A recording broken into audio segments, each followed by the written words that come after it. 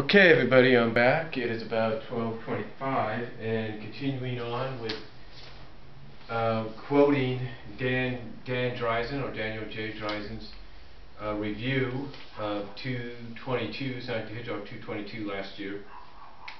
I was getting right into the scoring where I left off, basically where he scores from head to head score, heart score, eye score, basically. And we start off with the head, and as I mentioned at the end of part 1, he gives it a score of 7. And I think I left off, well, I'll just restart right off the bat, but the head score he gives overall for the story is 7. So starting off with the head part, he says, the date between Sonic and Sally is supposed to be the core of the story. But their date also gets off to a rocky start.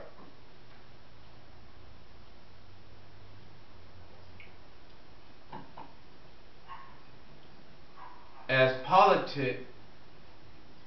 politics intervenes at the restaurant. And for a class restaurant, I thought it was pretty darn gauche, if you will, G-A-U-C-H-E, for the waiter to start things off on the wrong foot like that. In other words, he thought it was pretty damn rude. But it gives the reader some idea of how unsettled the issue is. Basically, the issue with Nicole and everything. It can only get worse by 225. Now remember, this is a review he did for 222. And seeing as though we're in 235 and his most recent 232 in reviews, I say he did this around 225's release. But anyway, getting back into that. But continuing on, well, basically I finished off by saying, but it gives the reader some idea of how unsettled Nicole, the issue of Nicole, is. It can only get worse by 225, in which he probably released this review on. Continuing on what he says, and I quote, the Capture the Flag interlude worked for me. It's a reminder that these characters have a skill set that needs tuning up between missions, and they may as well have some fun in the process. In one respect, I was glad to see Ian prove me wrong by bringing T-Pup back into the continuity. That was the good news. The bad news is that it never really did anything other than fly around with his techno tongue hanging out. Okay, continuing on, I quote Dan Drazen, okay, seriously, and he puts this in caps, how much longer, and that's the thing, he puts it in caps, right here, how much longer, and you'll read in the links, you can click on it in the links, will Ian and/or editorial have Sally beating herself up over something that happened like 7 years ago in the comic? Precisely. Take note, Ezekiel. No offense, but take note. Only the hardcore fans will even remember it. And speaking as one of them, I like to think we're over it. Amen to that. The whole point of the old adage about time heals is that simply by the act of being alive, stuff in the past gets pushed off stage or otherwise mellowed. Unless it was really traumatic, and I just don't think that happened in Say You Will qualify. Okay, unless it, and he puts this in caps, unless it really, puts really in caps, traumatic, unless it was really traumatic, and I just don't think that's what happened, forgot to put the S, but it's okay. That's what happened in Say You Will. And I just don't think that happening, he meant to say happening, in Say You Will qualify. That's what he meant to say. As far as I'm concerned, it was more of a result of bad writing, Carl Bowler's, than anything else, since the events leading up to it didn't mean that the slap was inevitable. If it was, it would have been more of a plot point in the comic for all these years. And Sonic and Sally were effectively over it not too long thereafter, simply because they had to function together in other stories. Like when they would go on missions, they had to function as a team, and they had to team up with each other. So they couldn't allow that slap to get in the way. Yeah, they had the arguments and everything to kind of play off it, but they never really let the slap be acknowledged, like it just was non-existent. Okay, continuing on what he's saying in this head score part, which he gives a score of 7. And I quote, "Other than that, and the business with the warp ring, which feels like a way too easy plot device, that DK interlude, well, bleh. Other than that, and the business with the warp ring, which feels like a way too easy plot device, the DK interlude with Sally and Khan, which offers zero chance of them triangulating anytime soon, worked for me as well. I really like the idea of the page. I really like the idea of the split pages where Sonic and Sally get some input from the respective parental figures, as well as the similarity of how it worked out.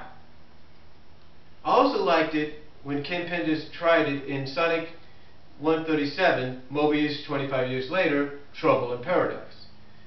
I actually think he got the symmetry down better than Ken did.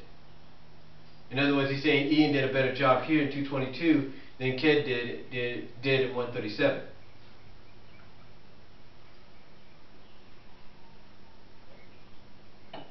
Alright. I really thought about it, and I have to say that Amy Rose's appearance here is just raw. Sure, I wanted to see Sonic and Sally catch a break and enjoy a night in the town, but there's something about Amy Rose bringing the hammer down on the discussion that's, well, it sends out a not very friendly message about freedom of speech. Finally, there's something weird about seeing Mina in her Dragon Lady outfit again. Part of the problem is that, well, it's been relatively easy for someone like Khan, the Yagyu Chief, and other players in the Journey to the East arc, Sonic Universe 13 to 16, to give off an Asian vibe. Mina hasn't taken the trouble to get in touch with her roots. And since the mongoose is native to southern Eurasia as well as Africa, she could have been a bit more exotic and still been true to type. Unfortunately, the way Mina's been written in this comic, she comes across as being about as authentic as cream cheese on rye bread. Which is why it's weird seeing her dolled up the way she is.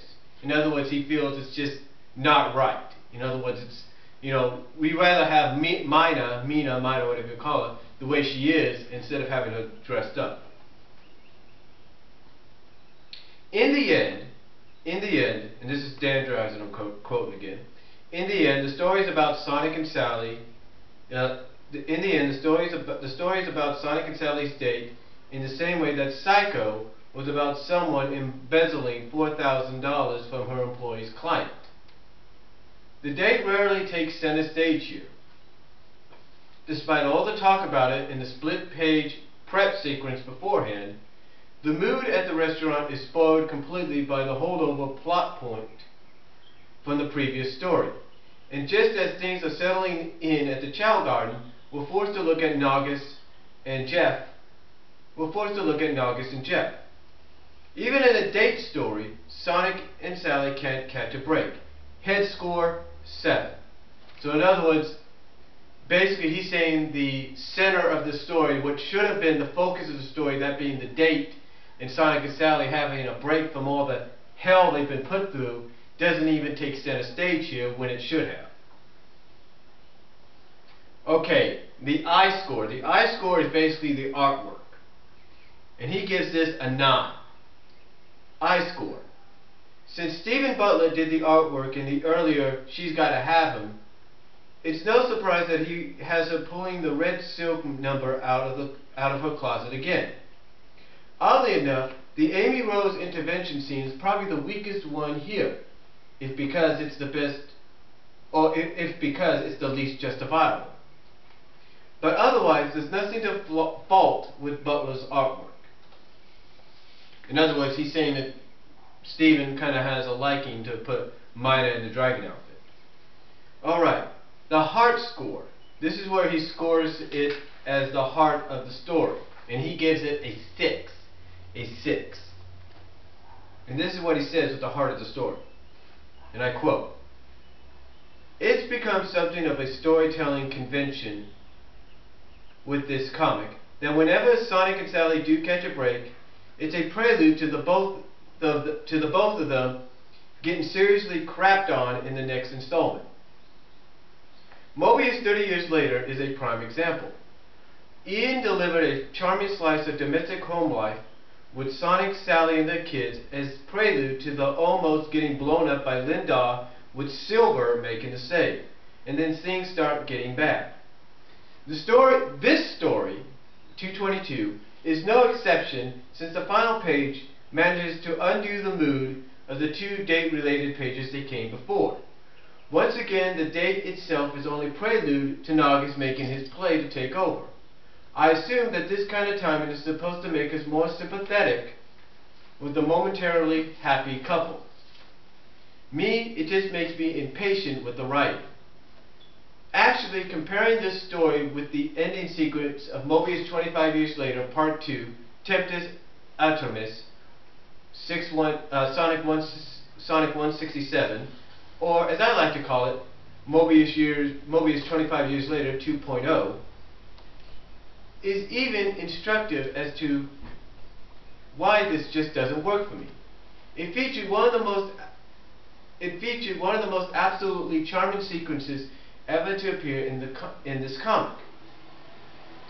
The grown-up Sonic and Sally have been reunited, and more out of intuition than anything else, just know that they're meant to be together. The tentative nature of the dialogue, the hesitancy,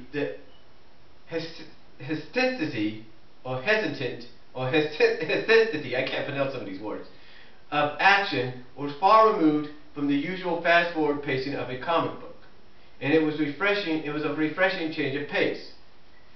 Too bad Ian doesn't rise to the occasion here. There was simply too much repertoire cluttering up the scene this time around, and not enough honest emotion from either Sonic or Sally. And then the camera pulls back and focuses towards Jeffrey and Nagas. A serious disappointment. Heart score is 6. So basically that's what he said about the main story right there. Now I'm not going to get into the backstory. That's one thing I want to talk about right now. The backstory, since they're short, I'll just let you guys read those on your own, and that's why I'll provide the links. But overall, the score he gave for this issue, 9, 7, and 6, is a 22. Which I guess you could say is okay, but you could tell that he's the kind of person that will tell someone like Ian Flynn,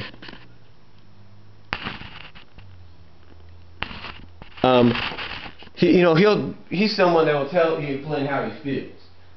Basically, you could tell that he's kind of professional here.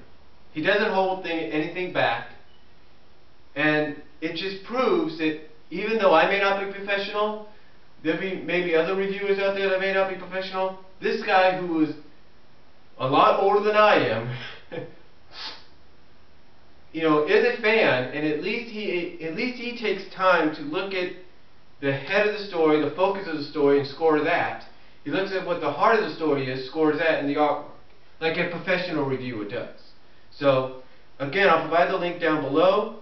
Comment if you like, and I will probably be back later with a look at 225, Dan Drazen's review of 225. Peace out. God bless.